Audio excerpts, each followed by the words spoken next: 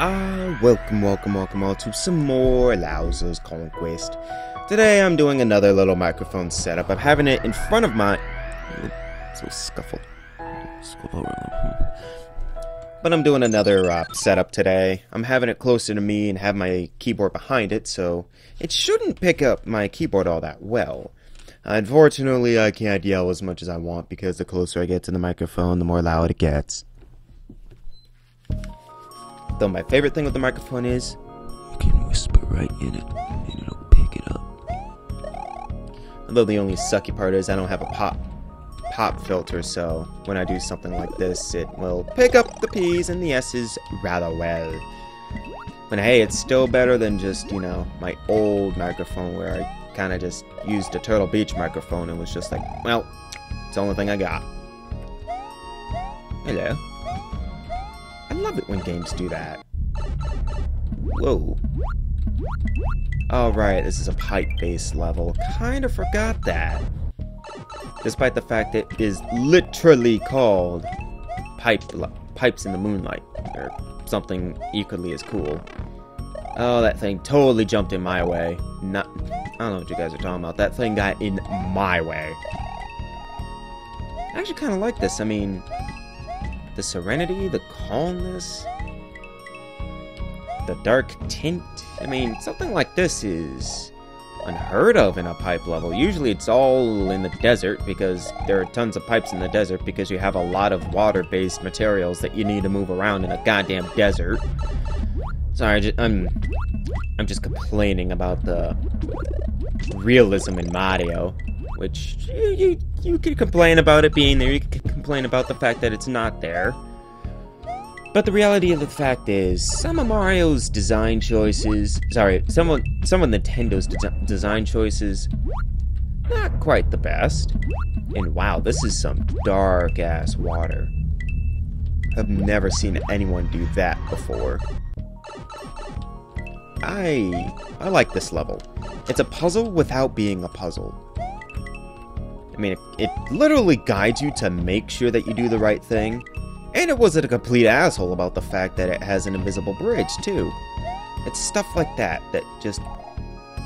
it's stuff like that in this game that just baffle me, because it's like, this guy doesn't even have a lot of, like, experience designing SMBX levels, otherwise I would have heard about him before.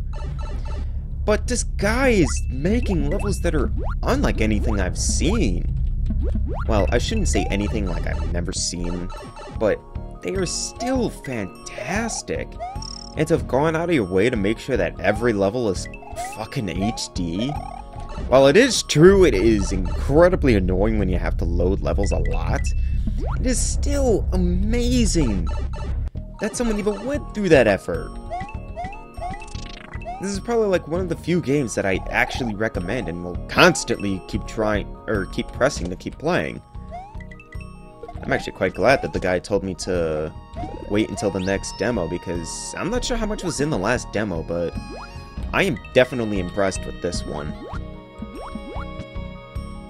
Now that I'm done fanboying it up in here, maybe I can actually, like, talk about something important?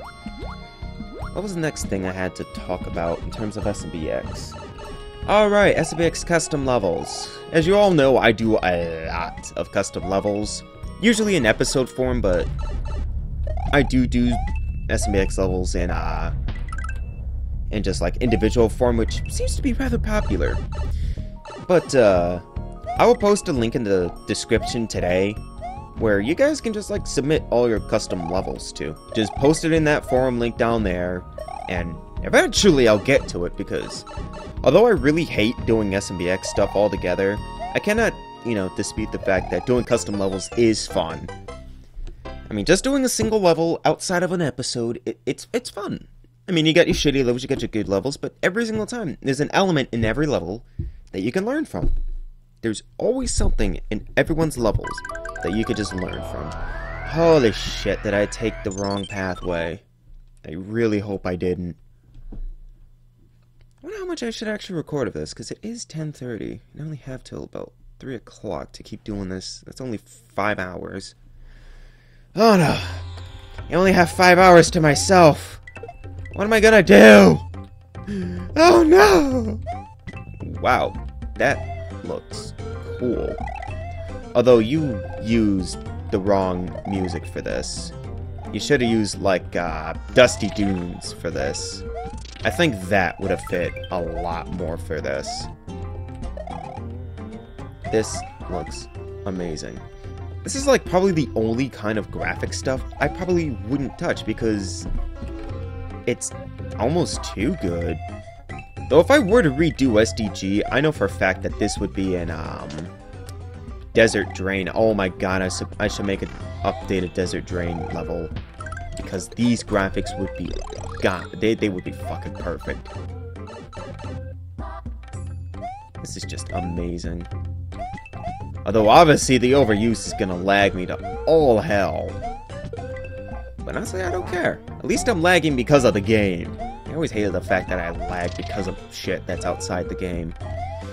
But on the bright side, within a couple of weeks here, maybe even like 2, maybe 1 or 2, I should have a new computer, which is gonna be custom built. So, yeah, things gonna cost me like $500, but it should run games like this a lot easier. And I should be able to record in like 1080p a little bit easier, upload a little bit easier. God, I almost didn't even see that. And overall, just, I should be able to play more games at my leisure.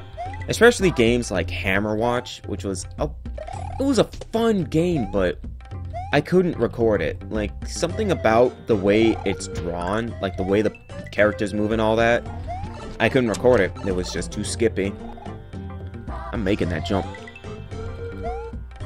But, on the topic of Hammerwatch, actually, I do have, like, a review video that I'm gonna make either today or tomorrow, because I actually found this guy on YouTube that he quote-unquote reviewed Hammerwatch. Oh my god. And that review was so pitiful and so opinionated, even for... Fuck. It was so opinionated, even for a review, that it's just like, how the fuck do you have over 1,000 subscribers when you have, like, terrible points of view? I can understand someone can have their opinion and call something shit. But he called Hammerwatch, which you guys should look it up on Steam. It's a very fun game, especially if you have people to play alongside you. But he said that Hammerwatch goes alongside this annoying indie company ideal where everything should be made as if it was from the 1980s. And that, oh, the game doesn't even need to look good, it just has to be playable, you have to enjoy the game. You have to just be able to reach the end and have a good time. Now these are partially paraphrased, because I can't remember his exact wording, but they are very similar to what he just said. And to that comment that he, you know, somewhat sarcastically said, he immediately replied, "Bullshit. It must look good." He said that a game that is specifically designed to look old mustn't look old. And because it doesn't look like this, like some godly game that you can use like the Oculus Rift and like look around and like, oh my god, this game looks awesome. I mean, it doesn't play good, but it looks awesome. It just like blew my mind that you're like, what, like 30-something, and you still have this like childish ideal that things must look good, otherwise it's not good? I mean, sure, for a short time I considered Team Fortress 2 to be too cartoony, so I didn't think it was a good game. And I was horribly mistaken. I thought My Little Pony was way too childish. I was horribly mistaken. To judge things by the cover of to judge things by their cover is fucking immature, and if you can't even look past something like that, then you definitely do not deserve to even be, like, remotely called a, reviewer. And anyone that even, like, agrees with your point of view, for the exact reasons that your point of view exists, then they're just as fucking blind as you are. Like, as you can tell, I'm rather passionate about this, because it's like, that is probably the dumbest review I've ever seen. Like, before he even got into the game, he said it looked like shit. He didn't even get into the options. He didn't even start playing the game. He was just like, well, this looks like shit, and I'm out of $4. His exact wording, I'm out of $4. The instant this review, or, what did he call it? Quick peek is over, I'm uninstalling this shit. It just baffled me, like, why the fuck are you even a reviewer if you're gonna be that hateful? It was just mind-boggling. And at the end, he was like, to all you little fanboys out there who, you know, gonna say this game looks awesome and all that, go on ahead, fap to it I don't care. But the fact remains that your opinion is bullshit. Like, you're not a reviewer and say someone else's opinion's bullshit.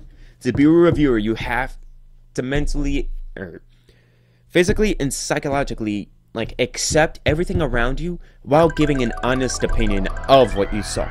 You don't just be like, well, this game looks like shit, you think it looks good? Fuck you!